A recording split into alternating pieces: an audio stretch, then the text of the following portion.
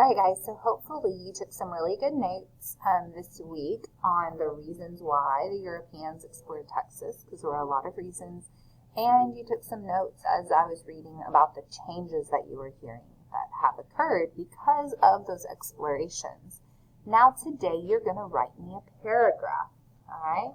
And so you can do this. Actually, I want you to type it in Seesaw for me because it's easier for me to read.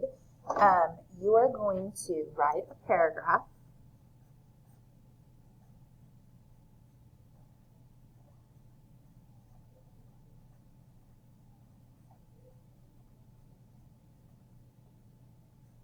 Okay, telling the reason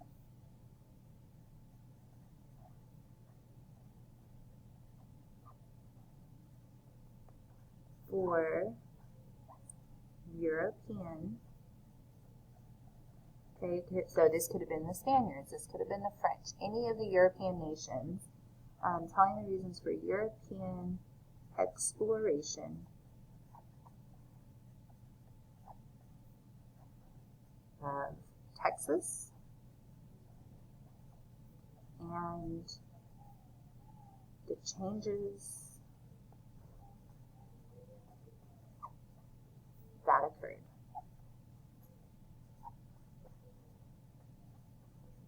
Because of it. Okay, so when I say write a paragraph, I'm looking for at least 5 good sentences. And so just a little hint of how I would start. If you're first going to tell the reasons for European exploration, I would start with, there are a lot of reasons the Europeans decided to explore Texas. The first reason is, and then tell me. Another reason is, okay, the last reason is, okay, and list them all that way. And then I would start by saying, after you list all those reasons that you found, then I would say, there were a lot of changes that occurred in Texas because of the exploration. Some of those changes include, and then I would start listing those. That's going to be an easy 5 sentences if you kind of set up your paragraph that way.